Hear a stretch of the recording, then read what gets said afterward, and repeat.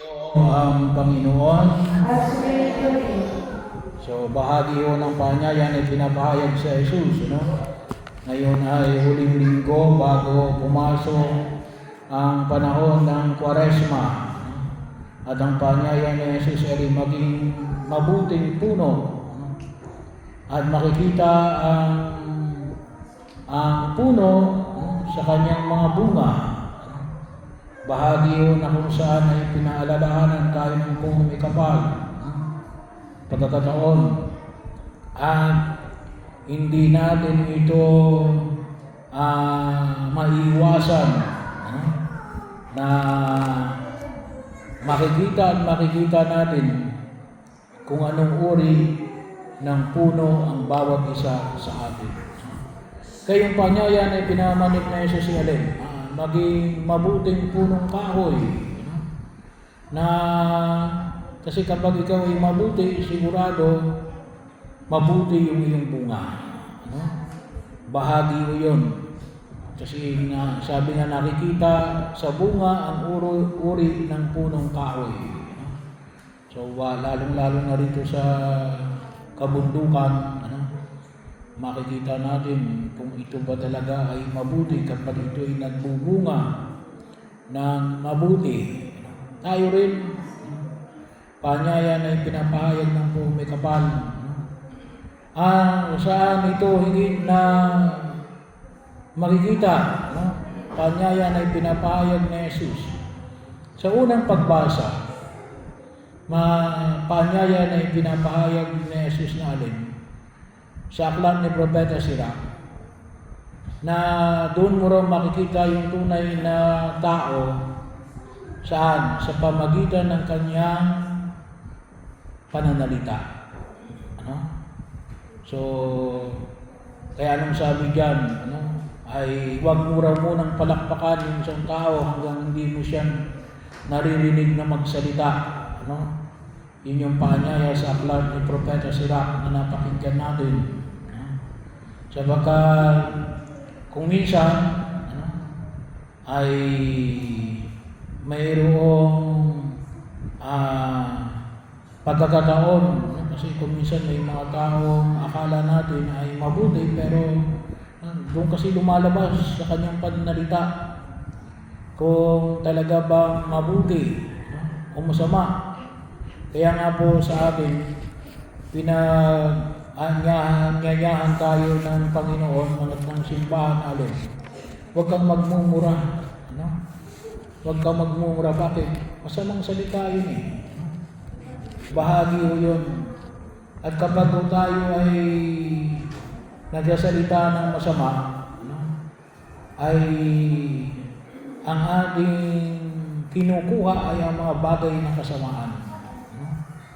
Kaya bahagi ho na makita na at doon din natin makita kung ang taong ito ay kapag ka nagsasalita, doon din makikita kung kay mabuting tao o masamang tao. Hayaan niyo po na balikan natin yung pinahayag ni Propeta Sirach. Sabi po rito ay alin? Sa bunga ng punong kahoy nakikilala ang ginagawang pag-aalaga.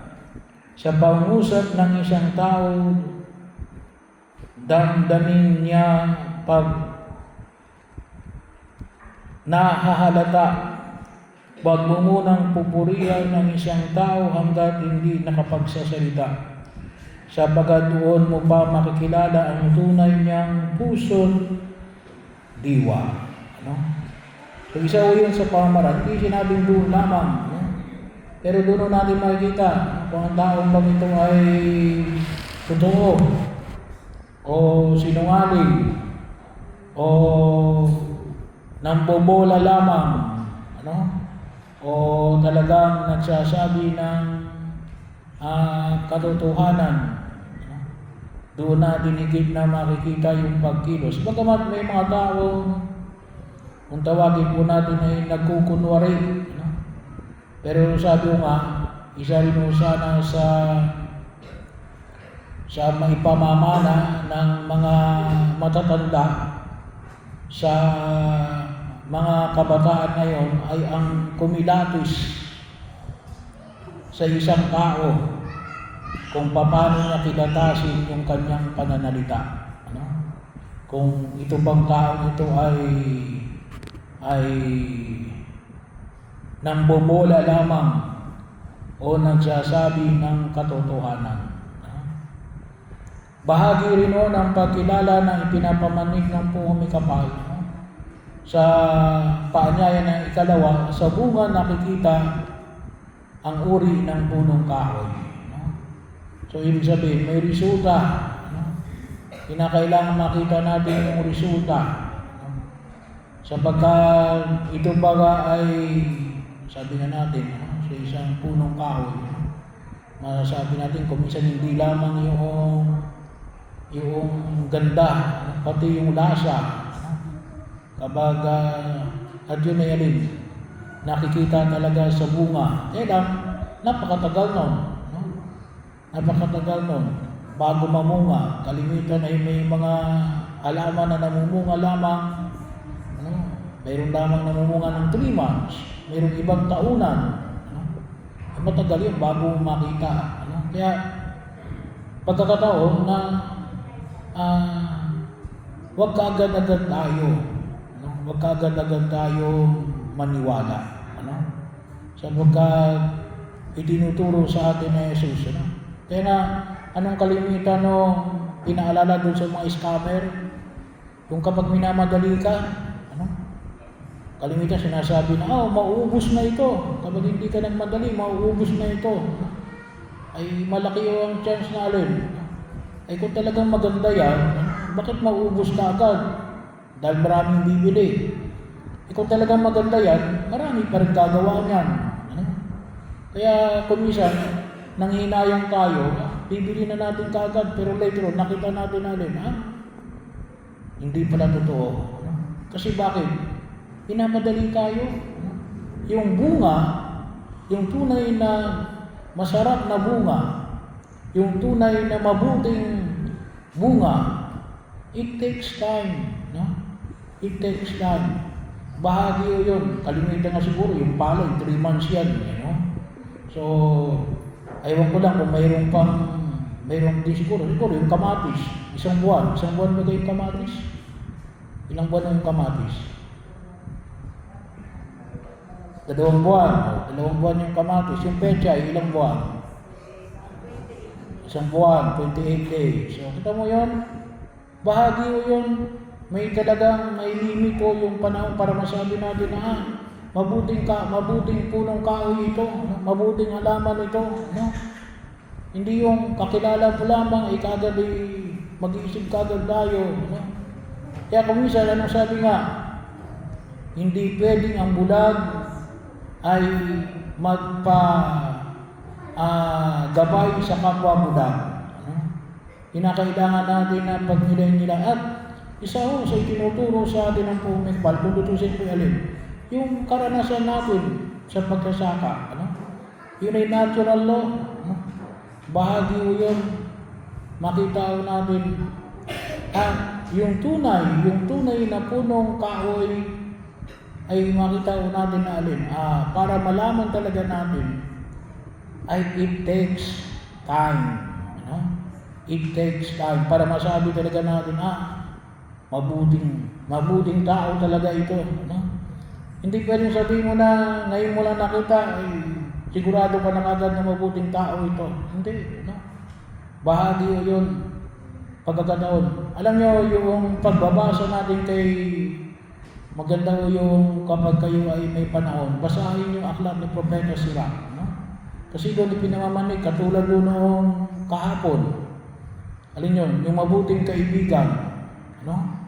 Yung mabuting kaibigan na hindi mo pwedeng ipagpapalit. Kahit kanino man. Yung kaibigan na hindi ka lang kaibigan kapag mayaman ka lang. Kaya wag ko kayong magtaka kapag ang mga mayaman, maraming kaibigan, maraming kamag-anak. Kasi mayaman Kapag ikaw ay mahirap, ay kakaunti lang ang kaibigan mo, kakaunti lang yung yaman mo. Kaunti lang yung kamag-anak mo, hindi na bali. Bahagi o yun. Pero kapag kayo nakakita ng mabuting kaibigan, yan ay isang kayamanan. Ano? Isang kayamanan. Kaya yun yung paanyaya na ipinapahayag ng punong Mikapal. No? Maging mabuting punong kahoy. At saan tayo higit na titingin bilang punong kahoy? Kay Jesucristo. No? Tinuturuan tayo ng ating pananampalataya na rin maging mabuting punong kahoy. No? At sabi nga po natin, ngayong panahon na ito, lalong-lalo na panahon na ito ng Yubileo, na ang tema natin ay Pilgrims of Hope. Yung mga peregrino, no? Peregrino ng pag-asa. Kanina rin nagbigay ako ng talk sa mga lay ministers sa Holy Communion sa Vicariate ng Santiago. Sabi ko, ano ba sa Tagalog ang pilgrims? Peregrino kasi, transliteration na natin yan ng Espanyol. No? Bahagi o yun, peregrino. Talagang Spanish na talaga yan eh. No? Sa Tagalog, parang wala akong makita, baka meron kayong alam. No? Yung Tagalog, yung mga pilgrims. Iba po yung tourist. Kasi yung iba pumupunta sa ibang mga lugar, pero hindi pilgrims. Tourist lamang. No? Yung salitang manlalakbay, ay ibig sabihin, traveler lang yun eh. No? Pero kapag sinabi mong pilgrim, ito ay hinahanap, ito yung banal, kabanalan. No?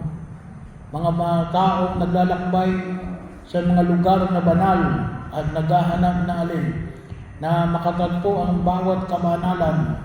At ito ang ibig sabihin, yung kabanalan na rin maging mabuting punong kahoy. At yun po isang paglalakbay. No? Kasi tayo naman ay hindi naman tayo perfecto. No? Kaya tayo naglalakbay patungo sa pagiging mabuting punong kahoy. Gusto natin na maging punong kahoy. Katulad ng mabuting punong kahoy na walang iba kundi sa Jesus. Na alin? Namumunga ng mabuting bunga. Sabi nga, siksik, liglig at umaapaw. Kaya yun naman yung makita natin. Yun ang ipanalangin natin sa harapan ng Pong Mikapal. Na sa ating paglalakbay na ito, sana ay matuto tayo at makatagpo tayo ng alin, mga mabubuting tao. Mga mabubuting tao. Noong nakaraang linggo, ay ang ating ebanghelyo, kung maalala ninyo, ano yung ebanghelyo natin nakaraang linggo? Nakalimutan nyo na kaagad. Ano yung nakaraang linggo? Okay. So, ang pinakatema ay ibigin ang kaaway. Kaaway, no? Pero, sabi nga natin, huwag natin kalimutan na alin. May mga kaibigan tayo, no? May mga mabubuting tao, natutulong sa ating bilang mga mabubuting tao. So, bahagi mo yun, huwag natin kalimutan. Bagaman ibigin natin yung ating kaaway, sana po makita rin natin yung mga taong, mga mabubuting punong kahoy, natutulong sa atin na maging mabuti, no? Na lalo natin mapagtibay yung ating sarili. No? So, hindi po tayo maging mabubuti lamang kapag nakikita lang natin yung mga masasama. No? Kinakailangan din tayo maghanap ng mga mabubuting punong kahoy, no? Para matulungan tayo, no? Para din tayo maging mabuti, no? Maging bahagi ho, no? Sa pamamagitan ng kanilang mga halimbawa, sabi nga, no? Ay tayo ay mapagtibay, no? Kasi para maging mula tayo sa katotohanan na ipinahayag ng ating Panginoong Jesucristo. At ito yung idalangin natin. Sana'y mapuno tayo ng pag-asa sa ating paglalakbay tungo sa pagiging mabuting tao, maging tunay na tagasunod ng ating Panginoong Jesucristo.